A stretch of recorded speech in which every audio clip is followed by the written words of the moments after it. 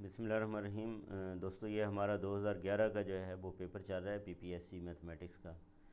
तो इसमें 35 तक जो है वो एमसीक्यूज़ हो चुके हैं। अब हम 36 की जो है वो बात करते हैं। अब इसमें ये है स्टूडेंट्स के set of integers Z is, यानी कि सेट ऑफ इंटीजर जेड के मतलब जो है वो ऑप्शंस देखते हैं कि क्या हैं। और सेट ऑफ इंटीजर्स का पता है आपको, ज़ीरो +-1 +-2 एंड सो ऑन होता है। तो इसके मतलब ऑप्शंस ये हैं कि क्या ये फील्ड है, ठीक है, क्या ये जो z है सेट ऑफ इंटीजर्स ये फील्ड है, ग्रुप अंडर मल्टीप्लिकेशन है, या इंटीग्रल डोमेन है, या ये डिवीजन रिंग है। इन चारों में से कौन सी जो है वो ऑप्शन दुरुस्त है, ये हमने जो है वो चेक करना है सेट ऑफ इंटीजर्स के लिए। तो इसमें जो करेक्ट ऑप्शन है स्टूडेंट्स वो सी है। अब इसमें आप को जो है वो ये पता होना चाहिए कि फील्ड क्या होता है, ग्रुप अंडर मल्टीप्लिकेशन किसको कहते हैं, इंटीग्रल डोमेन क्या है, डिवीजन रिंग क्या है। स्टूडेंट्स बेसिकली ये सारी जो है वो स्ट्रक्चर्स हैं और एक्सम्स के साथ स्ट्रक्चर चेंज हो जाती है।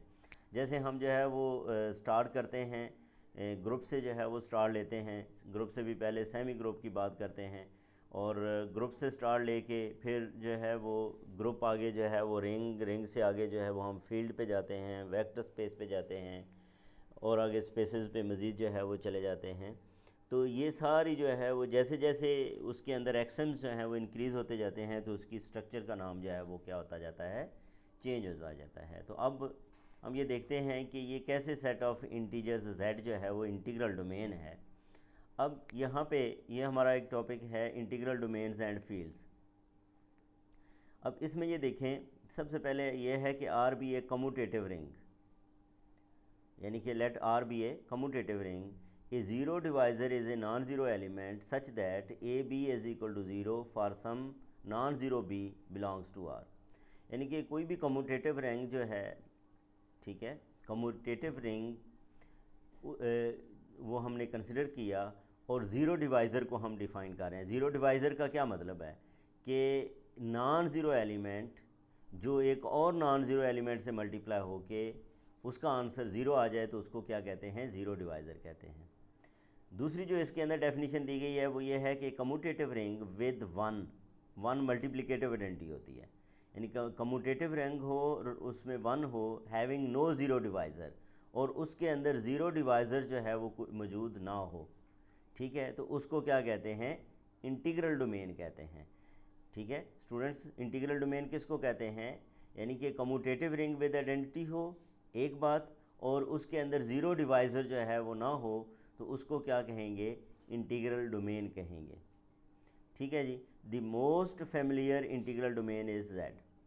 अब जेड के मतलब कि हमें पूछा गया था, अब ये देखो इस टॉपिक के अंदर भी मौजूद है, द मोस्ट फेमिलियर जो है वो इंटीग्रल डोमेन वो जेड है। ठीक है, और ये क्या होता है, कम्यूटेटिव रिंग होता है विद आइडेंटिटी, और इसमें आप जो है कोई से दो नॉन ज़ीरो एलिमेंट लें तो आपके पास जो है वो उनका प्रोडक्ट ज़ीरो के इक्वल नहीं आएगा। ठीक है, ज़ीरो के इक्वल उसका प्रोडक्ट नहीं आएगा, इसका मतलब इसके अंदर ज़ीरो डिवाइज़र भी मौजूद नहीं है, इसलिए इसको क्या कहते हैं, इंटीग्रल डोमेन कहते हैं। ठीक है, इसको क्या कहते हैं, इंटीग्रल डोमेन कहते हैं। बाकी स्टूडेंट्स ये भी जो डेफिनेशन है ये भी आप लोगों को पता होना चाहिए कि डिवीजन रिंग किसको कहते हैं। ठीक है, a ring with identity in which every non zero element has a multiplicative inverse, यानी कि रिंग हो और उसके अंदर आइडेंटिटी मौजूद हो, और अगली बात क्या है कि हर नॉन ज़ीरो एलिमेंट का मल्टीप्लिकेटिव इनवर्स भी मौजूद हो, नॉन ज़ीरो एलिमेंट का मल्टीप्लिकेटिव इनवर्स भी मौजूद हो, तो इसको डिवीजन रिंग कहते हैं। अब ये देखो इसके अंदर ये डिवीजन रिंग नहीं है, जेड जो है वो डिवीजन रिंग नहीं है। क्यों डिवीजन रिंग नहीं है, उसकी वजह यह है कि जैसे 2 है ये एक इंटीजर है, इसका मल्टीप्लिकेटिव इनवर्स 1/2 है, वो उसके अंदर लाई नहीं करता है, इसलिए ये डिवीजन रिंग नहीं है। फिर ये है कि आगे ये फील्ड की डेफिनेशन है कि फील्ड क्या क्या होता है कि एक कम्यूटेटिव रिंग विद आइडेंटिटी, एक बात, in which every non zero element है मल्टीप्लिकेटिव इनवर्स, जिसमें ये क्या होते हैं, every non zero element has multiplicative inverse ठीक है। तो अब इन दोनों के अंदर डिवीजन रिंग और फील्ड के अंदर क्या फ़र्क है, इस कम्यूटेटिव का फ़र्क है। वो कम्यूटेटिव नहीं है, ये कम्यूटेटिव भी है। ठीक है, वो कम्यूटेटिव नहीं है और ये क्या है, कम्यूटेटिव भी है। तो आप लोगों ने करना क्या है, आप लोगों ने ये सारी टर्म्स लिख के इनके अंदर भी फ़र्क देखना है कि किस किस कंडीशन की वजह से क्या जो है वो डिफरेंस है। तो अब अगर आप जो है वो हम दोबारा इसको देखें तो ये देखें, अभी हमने ये बात की ये फील्ड नहीं है, ठीक है, और ये ग्रुप अंडर मल्टीप्लिकेशन भी नहीं है, क्योंकि ग्रुप अंडर मल्टीप्लिकेशन के लिए हर नंबर का जो है वो मल्टीप्लिकेटिव इन्वर्स एग्जिस्ट करना चाहिए और इंटीजर्स के अंदर मल्टीप्लिकेटिव इन्वर्स एग्जिस्ट नहीं करते। जब ये ग्रुप नहीं है तो ये फील्ड भी नहीं है, ठीक है, क्योंकि फील्ड के लिए ग्रुप की प्रॉपर्टी भी उसके अंदर आ जाती है। ठीक है, फिर हमने जो है वो डिवीजन रिंग की भी बात की कि ये डिवीजन रिंग भी नहीं है, तो क्या है ये, फिर ये इंटीग्रल डोमेन है। अच्छा, ये थोड़ा सा और जो है यहाँ पे एलेबोरेट किया गया है इसको, ये एक पिक्चर के अंदर, कि ये आपस में किस तरह मूव करते हैं। ठीक है, बेसिकली क्या है कि ये पिक्चर ये शो करती है कि ये जैसे रिंग है, रिंग में कोई एक्सम ऐड किया तो वो डिवीजन रिंग बन गया, डिवीजन रिंग में कोई एक दो एक्सम जो है वो ऐड किए तो वो क्या बन गया, वो फील्ड बन गया। ठीक है, इसी तरह रिंग्स में आपने कोई एक्सम जो है वो लगाया तो वो क्या हो गया, कम्यूटेटिव रिंग हो गया, कम्यूटेटिव रिंग आगे जो है वो क्या बन गया, डोमेन बन गया। ठीक है, तो ये बेसिकली क्या है कि एक स्ट्रक्चर से आगे जो है वो स्ट्रक्चर जो है वो डेवलप होती जाती हैं और वो उसके जो है वो क्या बनते जाते हैं, स्पेशल केसेस जो हैं वो बनते जाते हैं। ठीक है, जैसे ये डिवीजन रिंग वो कह रहा है स्पेशल केस ऑफ रिंग है, फील्ड जो है वो special case of division ring है, एंड सो ऑन। तो इस तरह की जो है वो चीज़ें, इसी तरह ये देखें, ये एक लेमा दिया गया है कि फील्ड्स आर इंटीग्रल डोमेन्स। इस तरह की चीज़ें आप लोगों को स्टूडेंट्स याद रखनी है। ठीक है, जैसे फील्ड्स जो हैं वो इंटीग्रल डोमेन्स होती हैं, क्या इंटीग्रल डोमेन्स फील्ड होते हैं? अगर होते हैं तो उसके लिए कौन सी जो है वो कंडीशन फुलफ़िल होना जो है वो ज़रूरी है। ठीक है,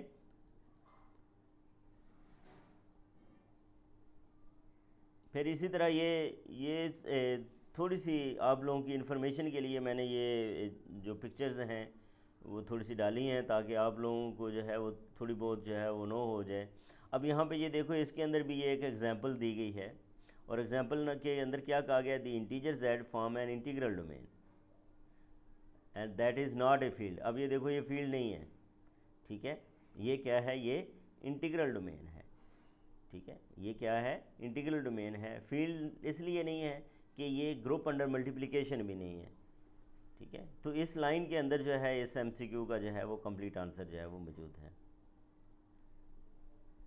ठीक है जी, तो बाकी तो ये सब रिंग वगैरह जो है इसकी डेफिनेशन का भी आपको पता होना चाहिए कि सब रिंग किसको कहते हैं। ठीक है, ये एक तो ये रिंग का सबसेट होता है और दूसरा ये ख़ुद भी उन्हीं ऑपरेशंस के अंदर ये ख़ुद रिंग भी होता है। ठीक है, तो इसको क्या बोलते हैं, सब रिंग कहते हैं। बहरहाल ये हमारे पास नेक्स्ट है कि set of integers z is of the set of q of rational numbers.